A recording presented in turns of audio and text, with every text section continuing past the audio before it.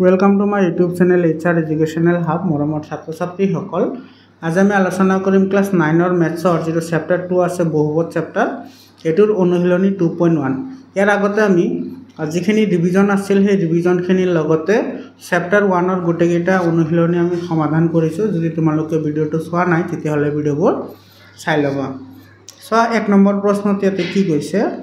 তলৰ কোনকেইটা ৰাখি এটা চলকযুক্ত বহুপদ আৰু কোনকেইটা নহয় তোমাৰ উত্তৰৰ যুক্তি দিয়া এটা আমাৰ কেইটামান বহুপদ দিয়া আছে বহুপদ কেইটা এটা চলকযুক্ত হয় নে দুটা চলকযুক্ত হয় এটো লিখিব লাগিব আৰু আমি কাৰণটো লিখিব লাগিব এতে চোৱা এক নম্বৰত যেটো আছে এটো কৈছে 4x² - 3x + 7 তো এটো চোৱা যিবোৰ ইয়াতে চলক আছে সেই চলকবোৰৰ সহগ যদি পূৰ্ণ সংখ্যা হয় তেতিয়া হলে হেতু তোমাৰ কি হ'ব বহুপদ হ'ব আৰু যদি চলকবোৰৰ সহগ মানে ওপৰত যিবোৰ পাৱাৰ আছে এই পাৱাৰবোৰ যদি পূৰ্ণ সংখ্যা নহয় তেতিয়া হলে কিন্তু হেবোৰ বহুপদ নহব তো ইয়াতে স্কয়াৰ আছে আৰু ইয়াতে কোনে মানে ইয়াতে 1 আছে তো দুটা পূৰ্ণ সংখ্যা হয় পূৰ্ণ সংখ্যা মানে 0 ৰ পৰা ইনফিনিটি লৈ মানে 0 1 2 3 এবোৰ হ'ব লাগিব ইয়াতে 2 আছে 1 আছে গতিকে এটো কি হয় এটো এটা চলকযুক্ত বহুপদ হয় তো এনেকৈ লিখিবা এটা চলকযুক্ত বহুপদ এটো হয় এটো কিয় হয় তুমি কাৰণবোৰ লিখিব লাগিব এতে কাৰণ x ৰ সহগ পূৰ্ণ সংখ্যা x ৰ সহগ কি সংখ্যা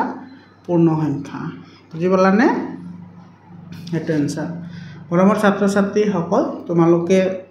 ক্লাস 6 ৰ পৰা ক্লাস 10 লৈকে ক্লাস 6 ৰ পৰা ক্লাস 10 লৈকে সায়েন্স আৰু মেথছৰ সকলো ধৰণৰ সমাধান আৰু ইম্পৰ্টেন্ট কোৱেশ্চনবোৰ ইউটিউব চেনেলতে পাই যাবা গতিকে তোমালোকে চেনেলটো সাবস্ক্ৰাইব কৰা আৰু তোমাৰ বন্ধুবৰ্গৰ সৈতে শেয়াৰ কৰা 2 নম্বৰ চোৱা কি কৈছে y² + √2 সো এতে যেটো √2 আছে এটা এটা ধ্ৰুৱক পদ তো ধ্ৰুৱক পদত √2 থাকক কিউব থাকক হেতুৰ লগত আমাৰ কোনো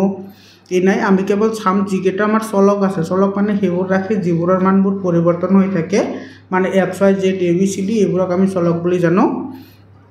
তো এটো এটা কি হ'ব এটা চলকযুক্ত বহুপদ হ'ব এটা চলকযুক্ত এটো বহুপদ হয় এটা কাৰণটো তুমি কি লিখিবা এটা কাৰণ এতে y ৰ যেটো সহগ y ৰ সহগ বা ঘাত কি আছে তোমাৰ পূৰ্ণ সংখ্যা আছে পূৰ্ণ সংখ্যা বুজি পালা ইয়াতেও তুমি সহগ বা ঘাত তুমি লিখিব পাৰা এৰ পিছত তুমি 3 নম্বৰটো চোৱা কি কৈছে 3√t + t√2 এটো কিন্তু বহুপদ নহয় হয়নে কাৰণ ইয়াতে যেটো t ৰ পাৱাৰ হেতু তোমাৰ কিন্তু পূৰ্ণ সংখ্যা নহয় তো এটো তুমি লিখিবা এটো তোমাৰ বহুপদ নহয় এটো বহুপদ নহয় ইয়াতে তুমি লিখিবা এটো কাৰণ এটো t ৰ ঘাত বা সহগ বা সূচক তুমি যেটো লিখা হেতু 1/2 আছে এটো চোৱা √x মানে আমি লিখিব পাৰো x⁴ মানে যেটো তোমাৰ এটো √, আছে √, মানে তোমাৰ 1/2 বুজায় গতিকে এটো যেটো t ৰ ঘাত বা সূচক এটো কিন্তু কি নহয় এটো ঘাত বা এটো সূচক লিখা ঘাত বা কি সূচক পূৰ্ণ সংখ্যা নহয় বুজি পালানে একে ধৰণে এটো চোৱা 4 নম্বৰটো y প্লাস এটো আছে আৰু 2/y তো এটো তুমি এনেদৰে লিখিব পাৰা y প্লাস y - 2 কাৰণ তোমাৰ কি হয় এটো যদি থাকে 1/x যদি থাকে এটো x ইনভার্স বুলি লিখা হয়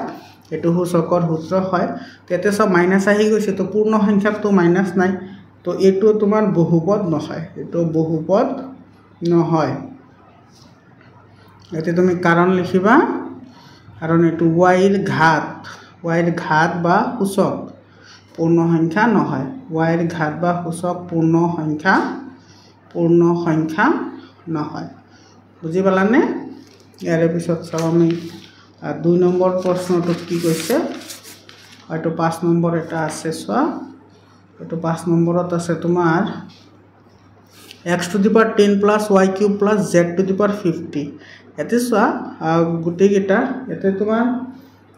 এটা তোমাৰ এটা চলকযুক্তটো বহুপদ নহয় কাৰণ ইয়াতে তিনিটা চলক আছে 1 2 3 x y z বেলেগ বেলেগ হয় তো এইটো তোমাৰ এটা চলকযুক্ত বহুপদ নহয় এটা চলকযুক্ত বহুপদ নহয় এটো হৈছে তোমাৰ তিনিটা চলকযুক্ত বহুপদ কাৰণ তোমাৰ ইয়াতে তিনিটা কি আছে চলক আছে তিনিটা চলক আছে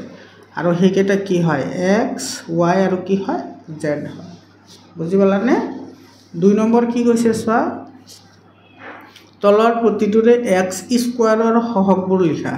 এতে x স্কয়াৰৰ হহগ মানে কোনো এটা চলকৰ লগত যেটো ৰাখি পূৰণ হৈ থাকে হেইটো এটাৰ হহগ হয় আৰু যেটো লগত পূৰণ হৈ থাকে হেইটোৰো হহগ x স্কয়াৰ হৈ যায় তো ইয়াতে x স্কয়াৰৰ হহগ এতে চা একো নাই মানে ইয়াতে তোমাৰ কি আছে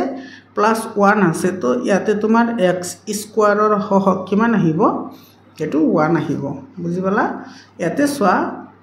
x স্কয়াৰৰ হহগ ইয়াতে মাইনাস আছে গতিকে এটো একো নাই মানে ইয়াতে কি আছে -1 আছে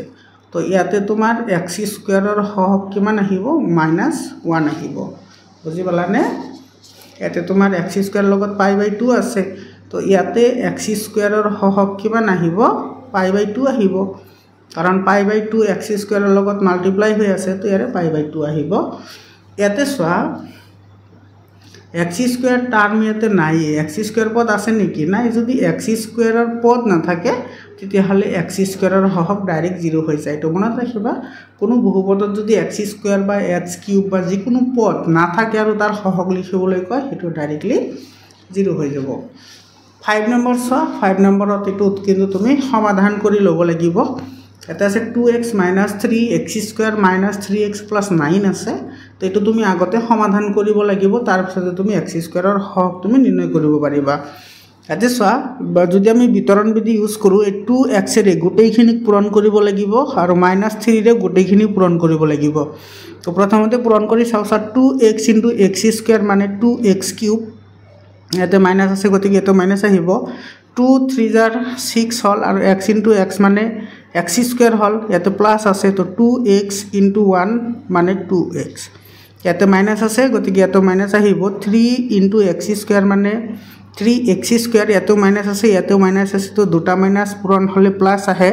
তো 3 * 3 তোমাৰ এটো কিমান আহিব 9x আহিব আৰু প্লাসে মাইনাসে মাইনাস হ'ব তো এটা মাইনাস আছে তো প্লাস আছে তো মাইনাসে প্লাসে মাইনাস 3 * 1 3 * 1 মানে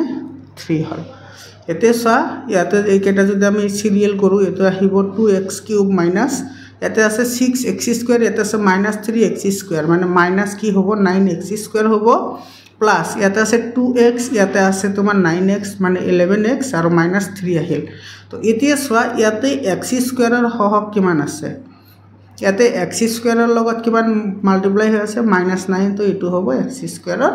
হহগ বুজি পালানে একেবাৰে ইজি হয় 3 নম্বৰ কোৱেশ্চনটো চা কি কৈছে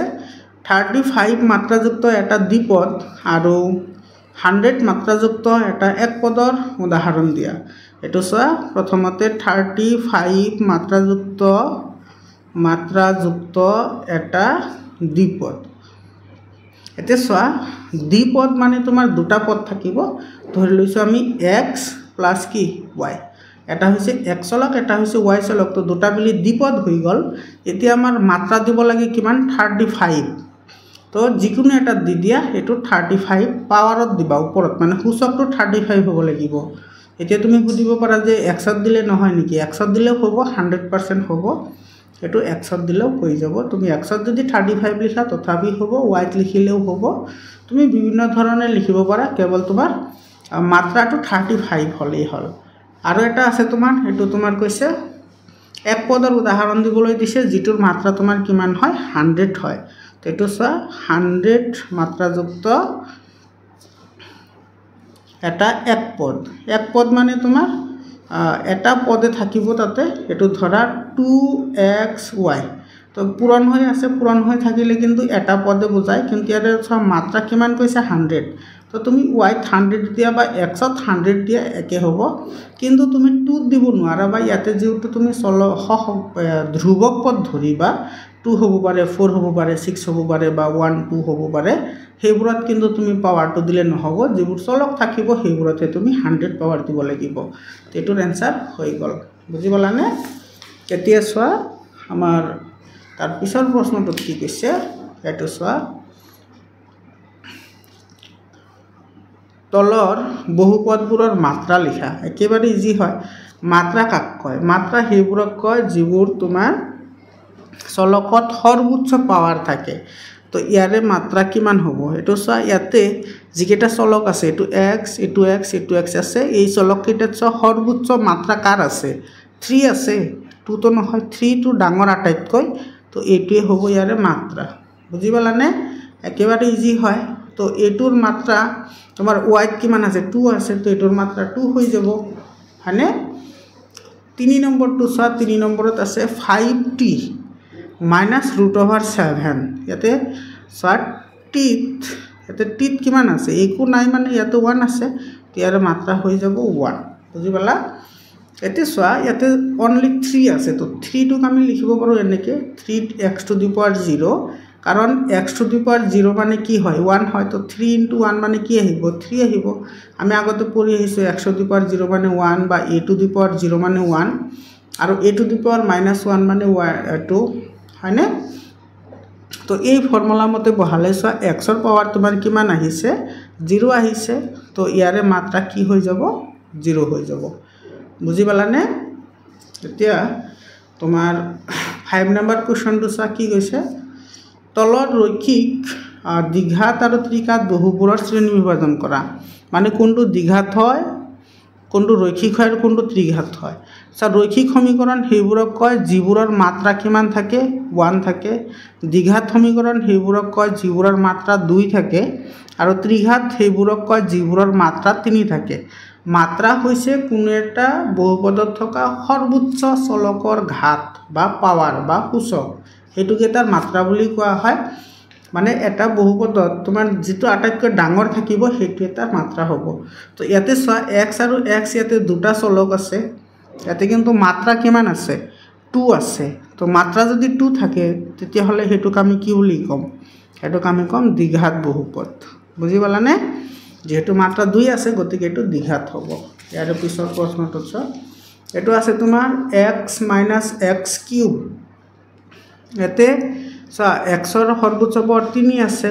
তো এটো হ'ব তোমাৰ কি ত্ৰিঘাত হ'ব এটো ত্ৰিঘাত বহুপদ হ'ব এটো হ'ব ত্ৰিঘাত বহুপদ ইয়াতে চোৱা ইয়াতে তোমাৰ y ৰ পাৱাৰ সৰ্বোচ্চ কিমান আছে 2 আছে তো এটো তোমাৰ কি হ'ব দ্বিঘাত হ'ব ইয়াতে একো নাই মানে এটো কি হ'ব এটো 1 আছে তো 1 যদি থাকে তেতিয়া হলে হেতুক আমি কি কও রৈখিক বুলি কও 5 নম্বৰটো চোৱা ইয়াতে t ৰ লগত এতে একো নাই মানে কিমান আছে 1 আছে তো যদি পাৱাৰ 1 হয় তেতিয়া হলে হেতুক আমি কি বুলি কও ৰৈখিক বহুপদ বুলি কও এটো ৰৈখিক বহুপদ হ'ব ইয়াতে চোৱা ডাইৰেক্ট r ৰ স্কয়াৰ আছে মানে 2 আছে 2 থাকিলে হেতু আমাৰ কি হয় হেতু হয় দ্বিঘাত বহুপদ ইয়াতে তোমাৰ 7x³ আছে তো এৰ পাৱাৰ 3 আছে তো পাৱাৰ যদি 3 থাকে হেতুক আমি কি বুলি কও ত্ৰিঘাত বহুপদ বুলি কও বুজি পালানে এটোৱে হল आंसर মৰমৰ ছাত্ৰ ছাত্ৰী সকল এটো এক্সাৰসাইজ শেষ হৈ গল ইয়াৰ পিছত আমি আলোচনা কৰিম 2.2 2.3 এনেকে 2.6 লৈ যিকেটা এক্সাৰসাইজ আছে গুটেকেটা এক্সাৰসাইজ কৰিম আৰু তোমালোকৰ যদি পিডিএফ ফাইল লাগে তেতিয়া হলে 7002824673 এটো নম্বৰত হোৱাটসএপ কৰিবা তোমালোকে সায়েন্স আৰু ম্যাথৰ সকলো ধৰণৰ পিডিএফ ফাইল তোমালোকে এটো ইউটিউব চেনেলতে পাই যাবা 1 টকাও দিব নালাগে তোমালোকে কেৱল চেনেলটো সাবস্ক্ৰাইব কৰা আৰু তোমাৰ বন্ধুবৰ্গৰ সৈতে শেয়াৰ কৰা সায়েন্সৰ আজিকালি গমে পাইছে সায়েন্সৰ কেনেদৰে পৰিৱৰ্তন হৈছে তো সায়েন্সৰ কাৰণে চেপ্টাৰ ওয়াইজ এমসিকিউ বনোৱা আছে তোমালোকে চেনেলটো ৰেগুলাৰলি চাই থাকিবা আজিৰ কাৰণে এইখিনিয়ে ধন্যবাদ